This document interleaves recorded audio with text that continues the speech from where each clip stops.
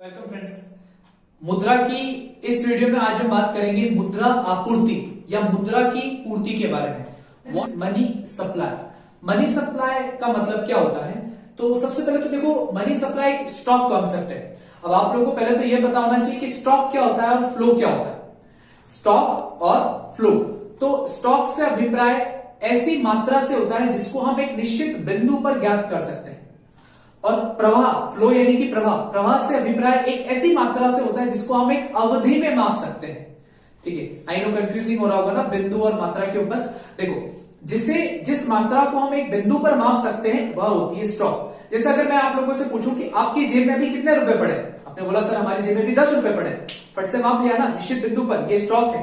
मैंने पूछा आपकी क्लास में कितने बच्चे, आपने बोला सर हमारी क्लास में 50 बच्चे, आपने निश्चित बिंदु पर माप लिया, ये आपका स्टॉक है। मैंने पूछा आपके पास कितनी कार है, आपने बोला सर मुझे पास 2 कार है, तो ये आपका स्टॉक है। आपके पास कितनी बाइक है, आपने बोला सर 3 बाइक है, तो ये आपका स्टॉक है।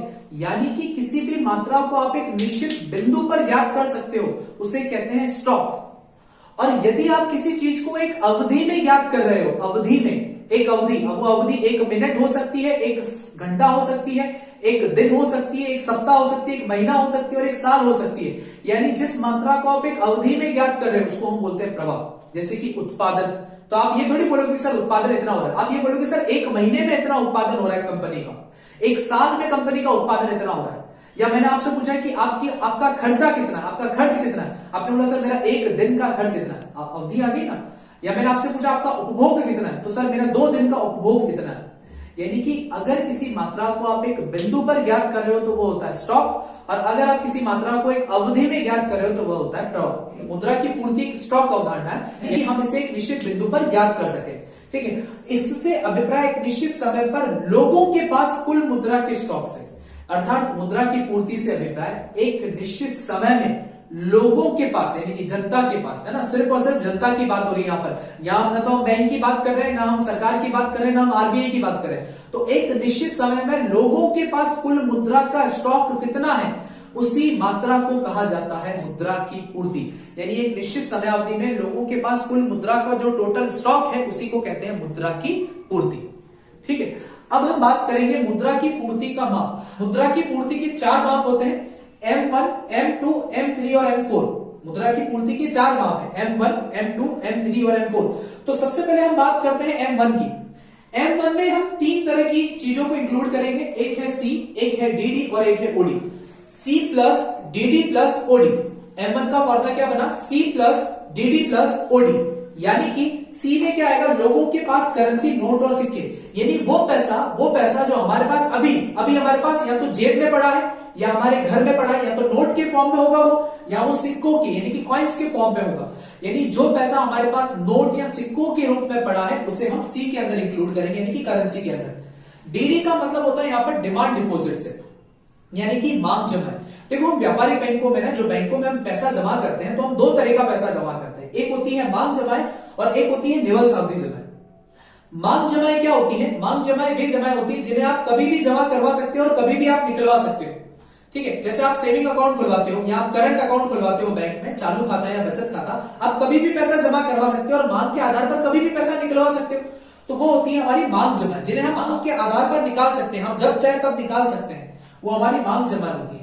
लेकिन निवल सावधि जमाएं वे जमाएं होती है जिन्हें हम मांग के आधार पर नहीं निकाल सकते, जिन्हें निश्चित अवधि के बाद ही आप निकाल सकते हो, है ना। निवल सावधि जमाएं वे जमाएं होती है जिन्हें निश्चित अवधि के बाद ही निकाला जा सकता है। जैसे एफडी वाला पैसा, फिक्स डिपॉजिट, सावधि जमा वाला पैसा, वो निवल सावधि जमाएं होती है जिन्हें निश्चित अवधि के बाद ही निकाल सकते, उससे पहले नहीं निकलवा सकते। ठीक है, लेकिन मांग जमाएं वे जमाएं होती है जिन्हें आप अपनी मांग के आधार पर निकलवा सकते हो। तो यहाँ M1 के अंदर हम मांग जमाओं की बात करेंगे, यानी व्यापारिक बैंकों के पास पड़ा हुआ वह पैसा जो सेविंग अकाउंट में पड़ा है या करंट अकाउंट में, यानी बचत या चालू खातों में पड़ा है, तो जिन्हें मांग के आधार पर निकाल सकते हैं।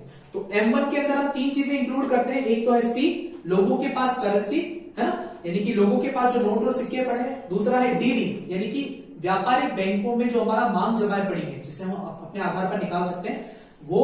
और तीसरा है OD का मतलब होता है अदर डिपॉजिट विद आरबीआई, यानी आरबीआई के पास जो अन्य जमाएं पड़ी हैं उसको भी M1 के माप में ही इंक्लूड किया जाता है। अब आरबीआई के पास कौन सा पैसा पड़ा, तो विभिन्न प्रकार की जो व्यापारिक बैंकें होती हैं या वित्तीय संस्थाएं होती है वो अपना कुछ पैसा आरबीआई के पास रखती है। और इसी तरीके से जो अंतरराष्ट्रीय वित्तीय संस्था है, अंतरराष्ट्रीय वित्तीय संस्थाएं जैसे कि IMF है, इंटरनेशनल मॉनेटरी फंड या वर्ल्ड बैंक है, वो भी अपना पैसा, कुछ पैसा RBI के पास रखती है। और दूसरे देशों की जो केंद्रीय बैंक होती है या जो सरकारें होती है वो भी पैसा अपना RBI के पास रखती है, तो वो सारा का सारा पैसा ओडी के अंदर आएगा, यानी कि अन्य जमाओं में। तो M1 में हम 3 प्रकार की जमाओं को शामिल करते हैं, C plus DD plus OD। C मतलब वो पैसा, करेंसी जो हमारे घर में पड़ा है। दूसरा है DD, वो पैसा जो व्यापारिक बैंकों के पास पड़ा है, बैंक के अंदर हमने डिपॉजिट करा रखा है। और OD का मतलब वो पैसा जो RBI के पास है। ठीक है, अब हम बात करते हैं M2 की।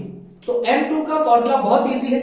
M1 मतलब ये तीनों पॉइंट आ जाएंगे। M1 प्लस डाक खानों की बचत खातों की जमा, यानी पोस्ट ऑफिसेस की सेविंग अकाउंट की डिपॉजिट। जैसे हम पैसा बैंक में जमा कराते हैं वैसा ही हम पैसा पोस्ट ऑफिसेस यानी कि डाक खानों में भी जमा करा सकते हैं, डाक घरों में भी जमा करा सकते हैं। तो उन डाक खानों के अंदर, बचत खातों के अंदर जितना भी पैसा पड़ा है आप उसको M1 के साथ जोड़ दो, तो ये आपका मुद्रा पूर्ति का M2 माप आ जाएगा। ठीक है, तीसरा है M3। तो M3 में वापस से M1 पूरा का पूरा ले लिया। और व्यापारिक बैंकों की निवल सावधि जमा, अभी थोड़ी देर पहले मैंने आप लोगों को बताया कि वे पैसा जो हम मांग के आधार पर निकलवा सकते हैं वो तो कहलाती है मांग जमा, यानी कि बचत खाता वाली जमा और चालू खाते वाली जमा। लेकिन वह पैसा जो हम एक निश्चित समयावधि के बाद निकलवाते हैं उसे हम निवल सावधि जमा कहते हैं। जैसे कि FD वाला पैसा, फिक्स्ड डिपॉजिट, या RD वाला पैसा, आवर्ती जमा वाला पैसा। ठीक है, तो व्यापारिक बैंकों की निवल सावधि जमाओं को M1 के साथ जोड़ दोगे तो यह मुद्रा पूर्ति का M3 माप आ जाएगा, M3। और लास्ट है M4 के अंदर M3 पूरा, ये दोनों पॉइंट यहां आ जाएंगे M3।